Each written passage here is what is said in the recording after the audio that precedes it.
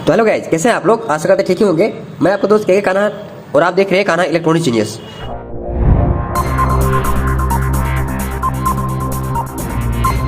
तो friends, screen पर आपको दिखाई दे रहा होगा, आज मेरे पास माइक्रोटेक का E2 मॉडल जो किट आता है स्क्वायर बोर्ड, ये बोर्ड रखा हुआ है, ये इन्वर्टर रखा हुआ है। तो कई लोगों को फोन आता है, कमेंट आता है और बोलते हैं कि सर मेरे पास एक इन्वर्टर है जो कि स्क्वायर बोर्ड है और उसमें मेरा चार्जिंग का फॉल्ट है।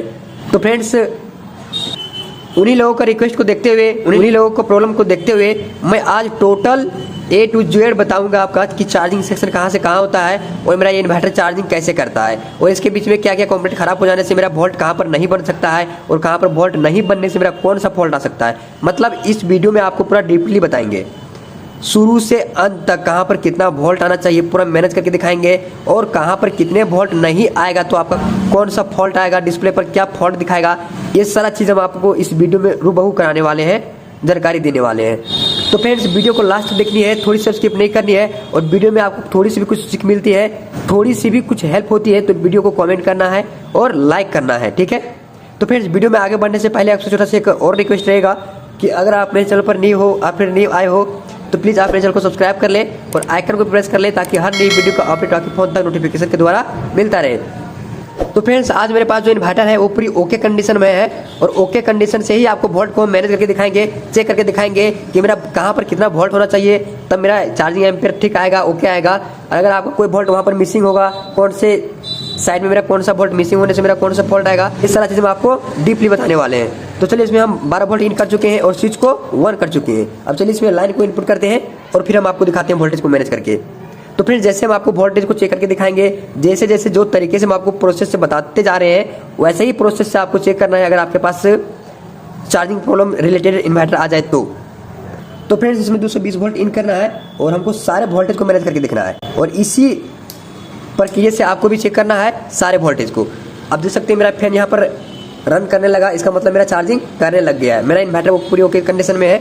अब चलिए हम सबसे पहले जो चेक करेंगे चार्जिंग का सेक्शन जो मेरा चालू होता है, चार्जिंग का जो मेरा पिन आउट है वो माइक्रो कंट्रोल के पिन नंबर 26 से है।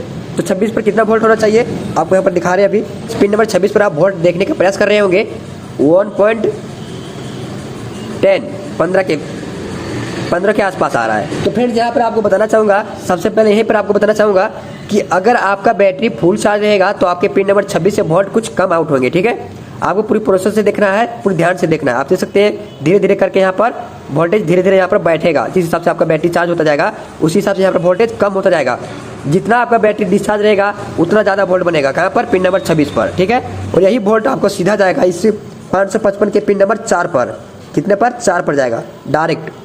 पिन नंबर 26 पर जो वोल्ट होगा वही वोल्ट पिन नंबर 4 पर रहेगा, ठीक है। तो फ्रेंड्स, 555 से जो मेरा पिन नंबर 3 है वहाँ से मेरा वोल्ट आउट कर रहा है, ठीक है। अगर पिन नंबर 4 पर वोल्ट इन हो रहा है और 5 और 3 से आउट नहीं कर रहा है तो उस कंडीशन में आपका ये 555 ऐसे खराब है, इसको आप चेंज कर दें। और फ्रेंड्स, यहाँ पर पिन नंबर 4 पर वोल्ट इन हो रहा है और 3 से आउट नहीं कर रहा है तो आपका जो प्रॉब्लम आएगा वो ये एम्पियर नहीं आएगा। तो यहाँ पर कितना आउट कर रहा है? पिन नंबर 3 पर 0.45 यानी मतलब आधे वोल्ट के करीब यहाँ पर वोल्ट आउट हो रहा है, ठीक है। और ये वोल्ट सीधा जाता है R44 के इनपुट पर, R44 के इनपुट पर जाता है, ठीक है।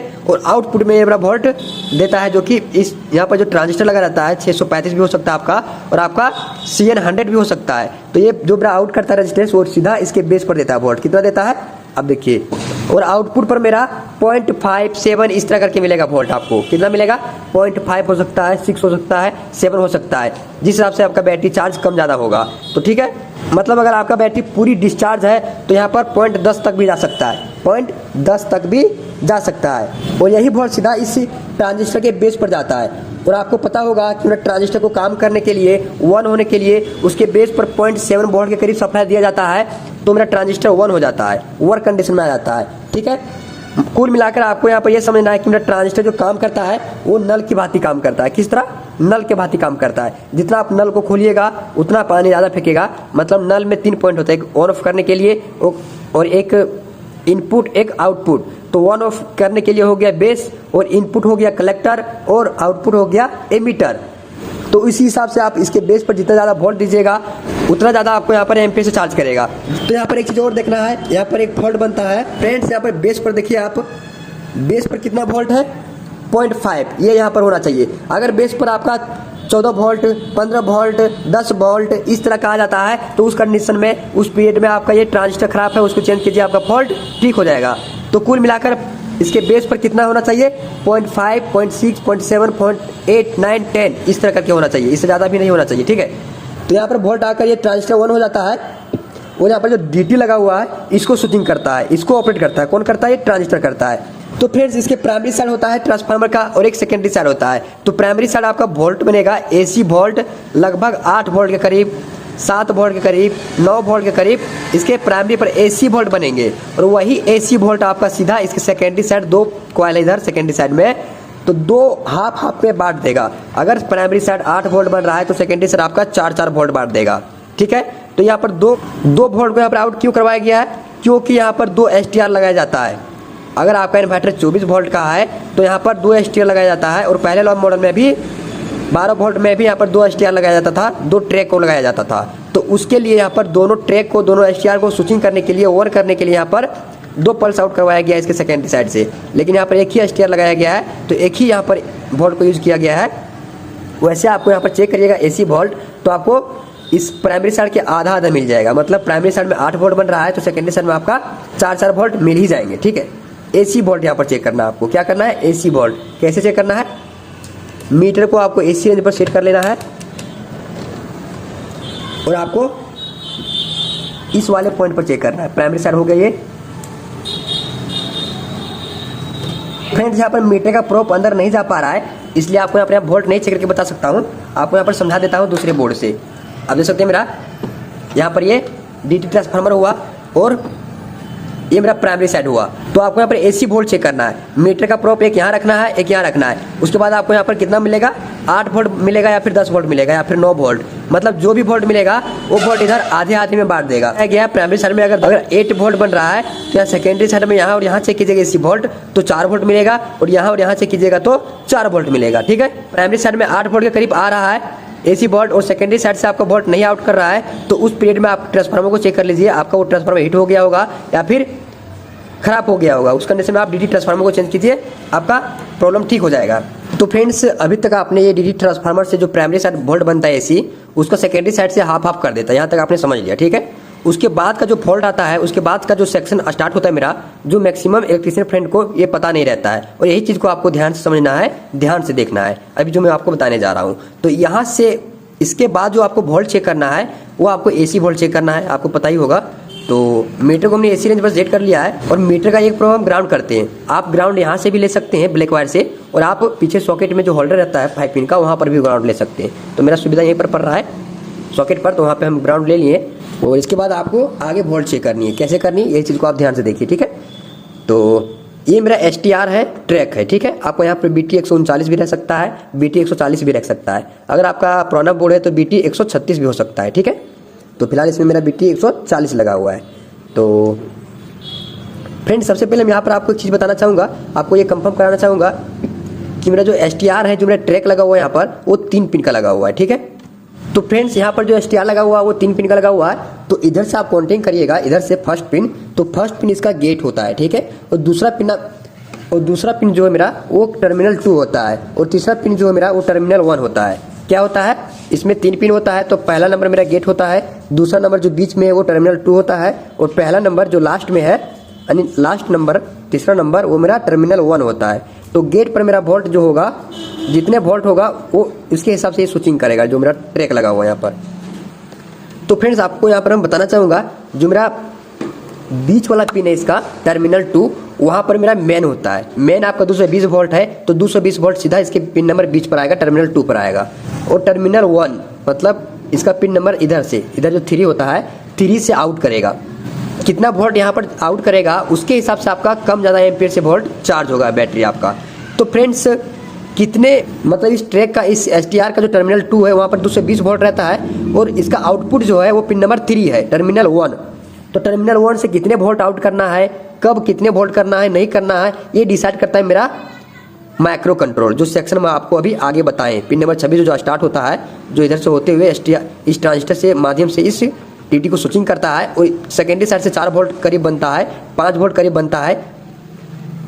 वो कम ज़्यादा वोल्ट जिस हिसाब से बनेगा उसी हिसाब से ये STR से आउटपुट टर्मिनल 1 से कम ज़्यादा वोल्ट आउट करेगा। ठीक है, आपको समझ में आ गया होगा। तो जिस हिसाब से मेरा ट्रांजिस्टर काम करता है उसी हिसाब से ये मेरा ट्रैक काम करता है, बट इसका पिन आउट अलग है, इसका पिन आउट अलग है। बट मतलब इस STR के जो पिन नंबर 1 है, जो गेट है, वहाँ पर गेट पर जितना ज़्यादा वोल्ट मिलेगा उतना मेरा पिन नंबर 3 से टर्मिनल 1 से मेरा वोल्ट ज़्यादा आउट होगा। ठीक है, तो आपको यहाँ पर लाइव प्रूफ हम आपको दिखाते हैं वोल्ट को चेक करके कि मेरा ये सिस्टम काम कैसे करता है। और फ्रेंड्स यहाँ पर आपको बताना चाहूँगा कि मेरा जो कम ज़्यादा एम्पियर से चार्ज करता है बैटरी, वो यहीं से होता है। जो आपका ज़्यादा एम्पियर से चार्ज कर रहा है, आपका मैग्नेट कर रहा है बैटरी, फ्यूज बार बार उड़ जा रहा है, ज़्यादा एम्पियर से चार्ज कर रहा है आपका बैटरी, तो वो जो प्रॉब्लम उत्पन्न होता है वो आपका यहीं से उत्पन्न होता है। और यही चीज़ को आपको ध्यान से अभी समझना है। तो फ्रेंड्स यहाँ पर हमने 220 वोल्ट इन कर लिया है। और सबसे पहले हम इस STR के बीच वाले पिन पर, बीच वाले पॉइंट पर आपको वोल्ट चेक करके बताते हैं। जो मेरा मेन से रहता है वही वोल्ट बीच वाले पर आता है सीधा, ये रिले के माध्यम से। ठीक है, तो अगर इस बीच वाले पॉइंट पर 220 वोल्ट नहीं आ रहा है, मेन जो मेरा वोल्ट है, मेन में जितना वोल्ट होगा वो वोल्ट यहाँ पर सीधा आएगा, वो नहीं आ रहा है अगर, तो आपका ये रिले उस कंडीशन में खराब है, चार्जिंग उस टाइम नहीं करेगा आपका। ठीक है, एम्पियर नहीं आएगा। तो सबसे पहले आपको इस कंडीशन में बीच वाले पॉइंट पर उस पर आपको 220 वोल्ट करना है चेक। जो मेरा मेन से रहेगा वही वोल्ट यहाँ पर सीधा दिखाएगा आपको। तो आप देख सकते हैं बीच वाले पॉइंट पर कितना वोल्ट है, मेरा मेन 210 वोल्ट के करीब है, तो 210 वोल्ट यहाँ सीधा दिखा रहा है बीच वाले पॉइंट पर। तो पहला नंबर इसका गेट है, तो गेट पर कितना सप्लाई बन रहा है देखिए आप ध्यान से, 70 वोल्ट के करीब बन रहा है गेट पर सप्लाई। अब जितना वोल्ट ये गेट पर बनेगा उतना वोल्ट ही ये आउटपुट करेगा L1 से। मतलब इस ट्रैक का पिन नंबर 3 पर ये वोल्ट आप ध्यान से देखिए, 70 वोल्ट के करीब ये आउट कर रहा है। मतलब गेट पर जितना वोल्ट बनेगा उतना ही वोल्ट ये मेरा आउट करेगा इस ट्रैक का पिन नंबर 3 से। और यही वोल्ट आप सीधा मिलेगा आपको 125 का जो टैपिंग है ना ट्रांसफार्मर का, यहाँ पर जैक पर, यहीं पर ये वोल्ट मिलेगा। आप देखिए ध्यान से 70 वोल्ट के करीब। ठीक है, 125 का जो टैपिंग है यहाँ पर व्हाइट कलर का वायर में, वही वोल्ट यहाँ पर मिलेगा सीधा।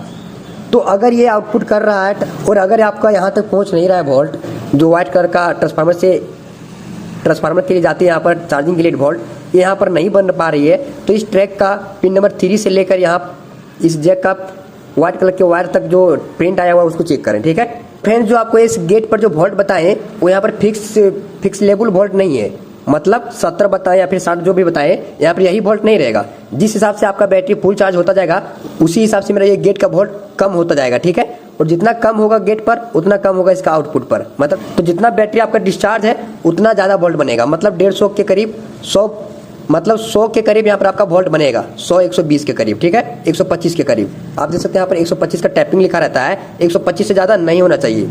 अगर 125 से ज़्यादा वोल्ट जा रहा है तो उस पीरियड में आपका हाई एम्पियर से चार्ज करेगा इन्वर्टर। आपको हो सकता है 25 एम्पियर 30 एम्पियर से चार्ज कर रहा है। ठीक है, तो कितना होना चाहिए मैक्सिमम 125। कहाँ पर, इसके गेट पर जितना वोल्ट होगा उतना ही मेरा इसका आउटपुट पर होगा। तो कुल मिलाकर यहाँ पर 125 से ज़्यादा नहीं होना चाहिए गेट पर, अन्यथा आपका हाई एम्पियर में चार्ज करेगा इन्वर्टर और आपका उस पीरियड में आपका फ्यूज भी उड़ सकता है, आपका घर का MCB भी ट्रिप हो सकता है। जिस हिसाब से बैटरी फुल चार्ज होता जाएगा उसी हिसाब से यहाँ पर वोल्ट आपका धीरे धीरे बैठता जाएगा, कम होता जाएगा धीरे धीरे। मतलब पहले 125 होगा तो फिर 100 आएगा, 80 आएगा, इस हिसाब से कम होता जाएगा। ठीक है, और फाइनली आपका बैटरी फुल चार्ज हो जाने के बाद इसके गेट पर वोल्ट 0 हो जाएंगे। मतलब इसके पिन नंबर 26 पर वोल्ट 0 हो जाएंगे। माइक्रो कंट्रोलर ये आउटपुट पल्स नहीं करेगा पिन नंबर 26 से, तो उस पीरियड में आपका यहाँ पर जो डिस्प्ले पर शो करता है ब्लिंक का लाइट वो अस्थिर हो जाएगा। ठीक है, तो आप इसी तरह वोल्ट को ट्रैक करके आप अपने आप कंफर्म हो सकते हैं कि मेरा वोल्ट कहाँ से डिसमिस है और कहाँ से मेरा कौन सा वोल्ट नहीं मिल रहा है। तो जो तरीका हम आपको बताएं वही तरीका से आपको चेक करना है, वोल्टेज को ट्रैक करना है। ठीक है, तो आज का वीडियो इतना ही रहेगा। फिर मिलते हैं नए वीडियो में एक नए टॉपिक पर। तब तक के लिए bye bye, thank you for watching video.